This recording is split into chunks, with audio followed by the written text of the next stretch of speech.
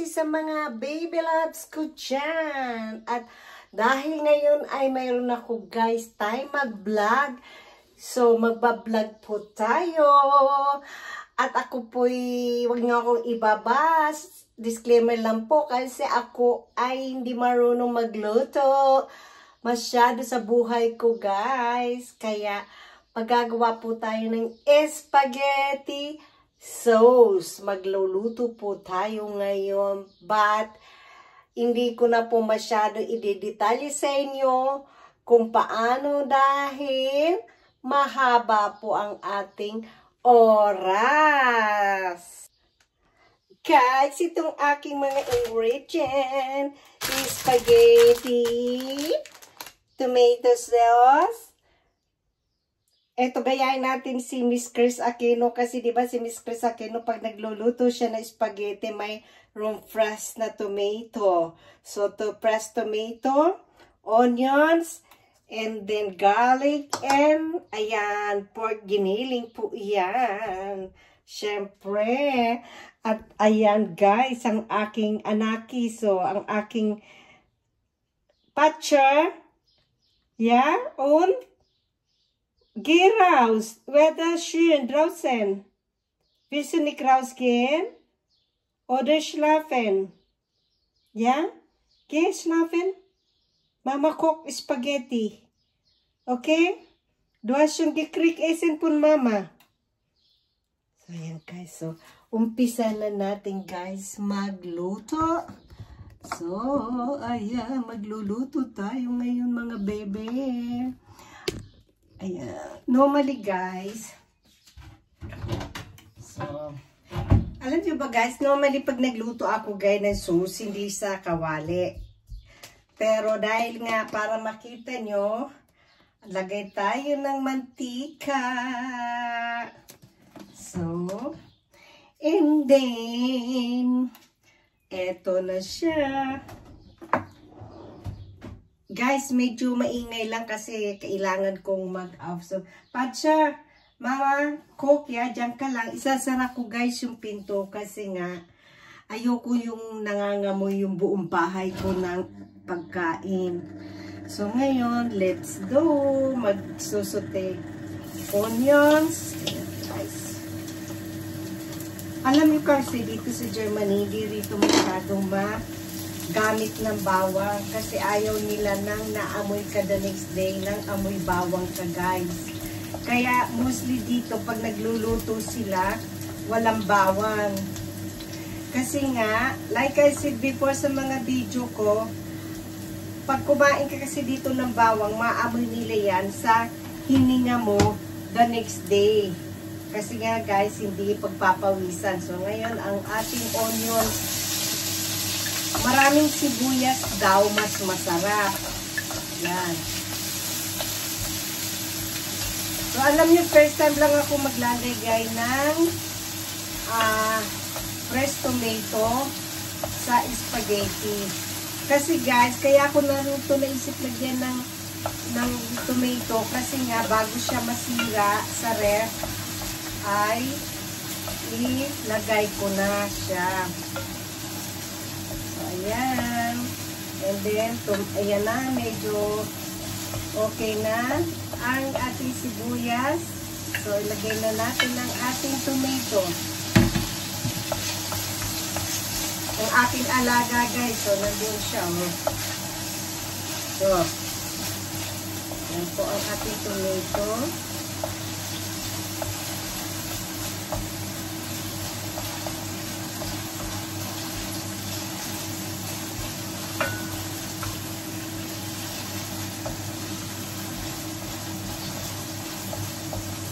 Hintayin lang natin guys na maging brown siya ng koonti, maluto ang tomato. So, ayan siya guys. Ayan guys ang aking alaga at nagtatampo siya. Na, what willst du? Come here. Ja? Willst du denn essen? Du hast doch Essen dort. Guck mal, Mama, Essen. Du hast Essen. Ja. Und was du wollen? Ha? Ahin siya ng ano guys. Bigyan natin ng kanyang, ano tawag dito? Yung kanyang chips. Ito guys, naghanap siya ng Dreamies. Ayan. So come here. Come here. Kaya kami guys. Ayan. So, here, come here. Da. Ayan. Dot, Esen. Nako, istorbo ka. Ayan o. Ganyan yan. Pag yan nakatanga sa akin, the whole day, 2 klase lang yan, guys, ang naghahanap siya ng pagkain. So, guys, tara, balikan na natin ang ating niluluto. So, ayan. So, medyo okay siya.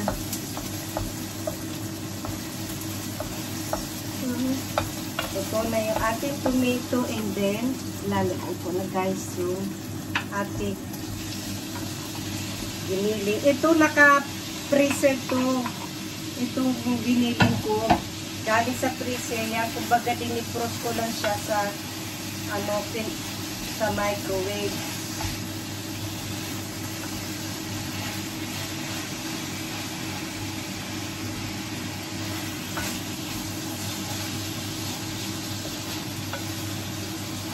So, 4 na ngipin ng bawang ang nilagay ko yan, guys. So, nilagay siya ng paminta. Kasi ako, mapaminta ako. So, tansyahin nyo na lang siya. Guys, pag nagluluto ako ng spaghetti, yung itong giniling, dahil nga mga 1 linggo na yan sa freezer, talagang bago ko ilagay yung tomato sauce dyan ay inintay ko muna maging brown yung kanyang yung maging brown yung kanyang karne, yung laman niya guys. Natutunan ko yan doon sa kasama ko sa trabaho na Romanian. Yan. Kasi daw para hindi ka masalmonella sa mga karne na matagal na naka-freezer. So, yan. And then, lalagyan ko siya, guys, ng Maggi. Kasi pag naglagay kayo ng toyo na Maggi, pampalasa na yan. Hindi nyo na kailangan siya ng mag-bechin. Ayan, tansyahin nyo na lang siya. Kasi hindi, malasa na siya, guys. Ayan. So, hintayin natin siya.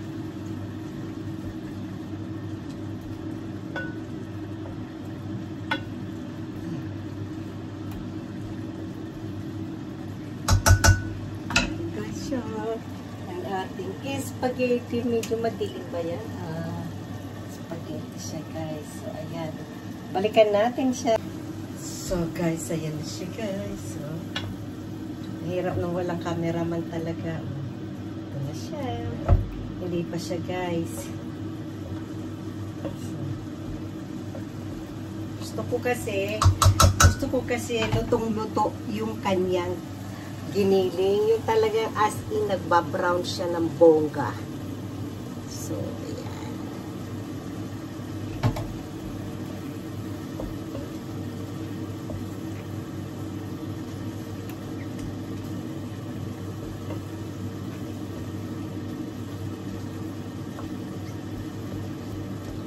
So, para lumabas yung kanyang tubig. So guys, balikan na natin ang ating giniling. So, ayan guys, naglalabas na yung kanyang tubig doon sa giniling. So, ayun guys, lagyan natin sila na dried na basil, basilicum sa German, basil. Dry basil kasi wala akong fresh. Tansyahin nyo na lang. The more maraming basil sa spaghetti, the more masarap. Kasi dito ang mga Italianong restaurant, yung mga pasta nila may basil yan. Sarap. So, ayan guys, malapit na siya. Hindi ko pa muna siya lalagyan ng sauce kasi hindi pa siya dry. So guys, Lagyan natin siya ng takip. Palalabasin lang muna natin yung kanyang tubig ng karne. See you again ba? So guys, ito na. Tanggal na. Ayan na guys. So, alam niyo itong niluluto ko to. Ayan o. Ano na siya? Nagtubig na siya.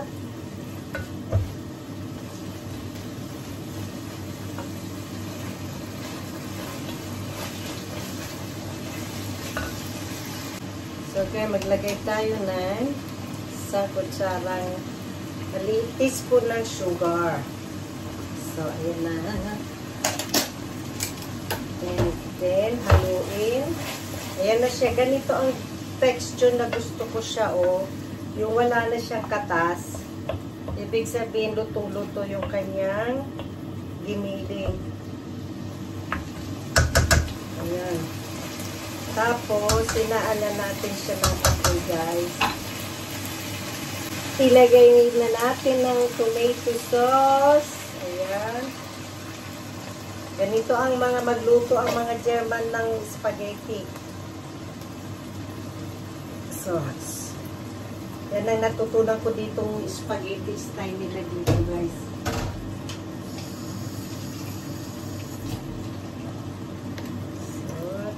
Ayan na siya. Haluin. Haluin, haluin, haluin. So, itong luto ko na to guys, pagkain ko na to ng isang linggo. Pero hindi ko naman araw-araw kakain ako ng spaghetti ha. Ilalagay ko siya sa freezer para hindi na ako magluto everyday. So, ganyan na ang texture na gusto ko guys. So, ayan o, tingnan. Tikman ko nga natin, titikman natin siya kung masarap na ba. Tama na ba yung timpla?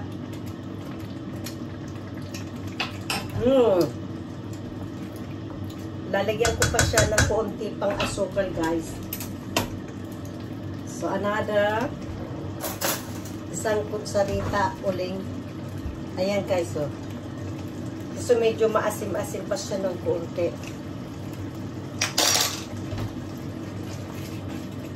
Hinaan natin ng apoy.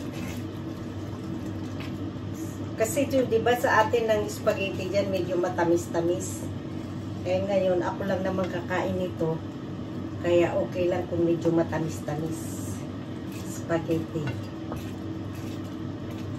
So, tikman ulit natin siya.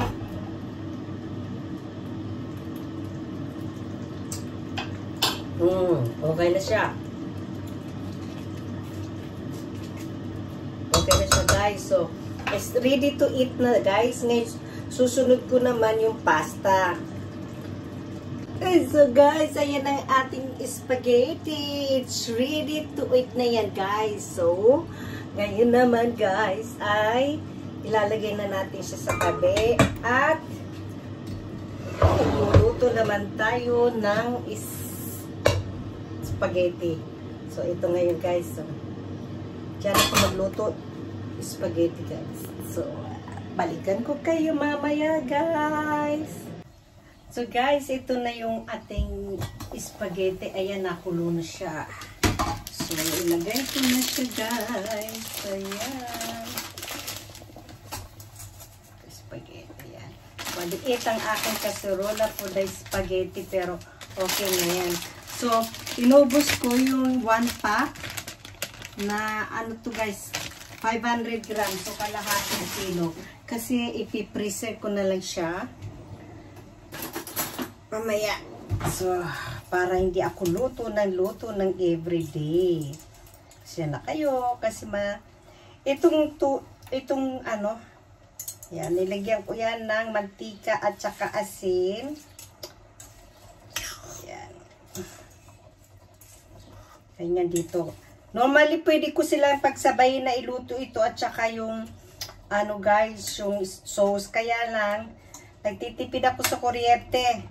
Kasi, mas maganda na yung gamitin mo yung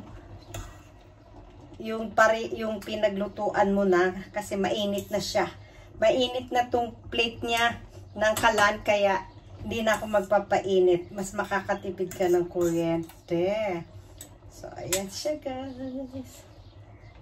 So, ayan na guys. Hintayin natin siyang lumambot. Balikan natin siya mamaya guys. So guys, habang hinihintay natin yung ating pasta na maluto, so magkwentuhan muna tayo guys. At alam niyo ba na ang daming tao ngayon guys sa Netherlands? Dahil di ba lalabas na si PRRD at bukas yata, yan, June 14 ngayon, so bukas June 15, ang balita ko lalabas na siya ng bukas June 15. Kaya ang daming tao ngayon sa Netherlands, lahat ng mga Pilipino nandoon. Ang ganda pa naman ng weather ngayon dito sa Europe kasi summertime na. So ngayon, kung alam nyo guys, kung ako lang walang pasok, gusto ko rin pumunta doon, kaya lang hindi pwede kasi talagang ang holiday ko lang kasi once a year. So, and beside from that, wala akong maiwanan kay Patcher na mag-alaga for the weekend. I mean, kahit 2 days lang sana doon. Kasi maraming pumunta doon na Pilipina na taga dito sa lugar ko. Nag-train lang sila. So ngayon, sinasama nga ako nung isang Pilipina, kaso sabi ko, walang mag-alaga ng pusa ko. Hindi ko siya pwedeng iwanan ng overnight lang guys. Hindi ko siya pwedeng iwanan na dyan lang siya sa labas. Kasi guys, pag gusto niyang pumasok, yung alaga kong pusa, pag gusto niyang pumasok at nakasara yung pinto ko, ang lakas niyan magyaw-yaw sa labas. Sobra guys. Ang lakas niya talagang sumigaw. Dito, pagka may alagang hayop ka, ayaw nilang may marinig sila ng ganyan na yung sumisigaw sa labas. Kaya ang mga hayop dito, lalo-lalo na ang pusa, kinakapon nila. Kasi nga, pag hindi nila guys nakapon ang pusa, naghahanap sila dito sa gabi, alam mo na naghahanap sila dito nung itoy. Na ganyan, naghahanap sila. So, ngayon, nagsisigawan sila sa labas. Kaya dito, pag may alaga kang pusa or aso, kailangan ipakapon mo, guys. Sandali. Ayan, guys. Alam mo kung bakit ko pinutol? Kasi yung aking spaghetti, guys, umapaw. Dahil tinakpan ko siya. Ngayon, kumulo. Tapos, ayun, umapaw yung kanyang sabaw. O, ayan. So, hayaan na lang natin siya. Hintayin. So, kaya guys, alam mo na, kaya hindi ko siya pwedeng iwanan. Dahil kagabi na lang nga, guys, alam niyo, kagabi na lang nga, isinara ko yung pintuan. Kasi labas-pasok siya. May alarm ako dito. Tapos, alam mo, isinara ko siya, tapos pinatay ko yung alarm para makatulog ako. Tapos ko, nagsisigaw siya, ang lakas. Tapos sabi ko, kaya tumayo ka agad ako kasi gabi na baka. Alam mo, pag summer dito guys, yung mga karamihan dito, yung mga kapitbahay ko dito pag summer, nakabukas yung mga bintana nila. Kasi nga mainit. So pag gabi dito, medyo malamig. So binubuksan nila mga bintana pagka natutulog yung mga kapitbahay ko dito. So ngayon, pag narinig nila na sumisigaw yung pusa ko, baka tumawag ng pulis. Dito pa naman, very sensible ang mga German dito. Ayaw nila na nakakarinig ng iyak ng pusa. Or kahit na iyak lang ng bata dito guys, naku, bawal dito. Sa gabi, basta dito, pag dumating na ang gabi, after 9 o'clock na guys ng gabi, or between 9 to 10 o'clock ng gabi, bawal ka na mag-iingay dito. Ganun dito sa Germany. Very, very disiplinado ang mga tao dito sa Germany. Kaya ang bansang ito guys, sobra maunlad talaga. Kasi talagang sumusunod sila sa batas dito. Isa ito sa pinakamayaman na bansa dito sa Europe, itong Germany. Kaya halos lahat ng mga foreigner dito nagsisiksikan sa Germany, dito sila pumupunta. Kasi dito lahat ng dito kinukup-kup ng Germany. Ang dami mga foreigners dito. Alam niyo ba guys, sa 100 million, alimbawa sa 100 million na mga German dito, na tao dito sa Germany, siguro ang mga poor na German dito na walang mix, siguro nasa 30% na lang ang purong German dito. Tapos yung 70% puro na foreigner. Kaya ganun ka-unlad ang bansa dito. Kasi dito, pag naalimbawa, nag-asylum ka dito. Tapos, yan, kukup-kuping ka nila dito. Tapos, bubuhayin ka nila dito. Tapos, yung iba, karamihan dito, lahat na yata ng international na tao nandito na sa Germany. So, guys, tingnan natin. Balikan ko kayo at check ko lang yung ating spaghetti. So guys, ito na yung ating spaghetti. Ngayon, tikiman portion na po tayo. Ayan, luto na. Hindi ko na pinakita sa inyo yung paghango ko ng spaghetti, guys. So, ayan na siya. Ngayon, tikiman tayo, guys. Ito na ang husga. So, ayan na. Alam niyo, bihira lang ako kumain ng spaghetti. Yeah. Once a month siguro. Minsan wala pa.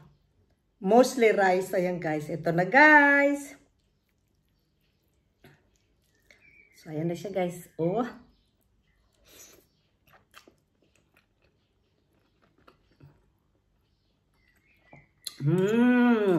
Ang sarap niya, guys. Sobra. Yung bang matamis-tamis siya na medyo tamang-tama lang yung timpla niya, guys. So, ano siya, guys? Ang sarap spaghetti. Bukas, today is Sunday, guys. So, bukas Monday. So, magbabaon ako nito sa trabaho ko kasi mayroon naman microwave sa company pinapasukan ko, guys.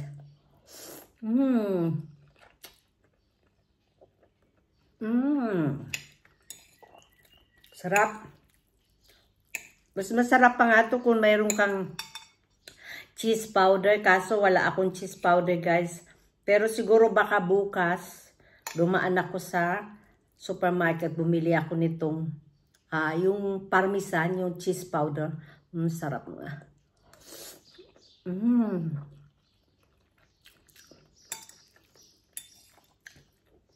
Yung bang spaghetti niya, makunat-kunat siya, masarap.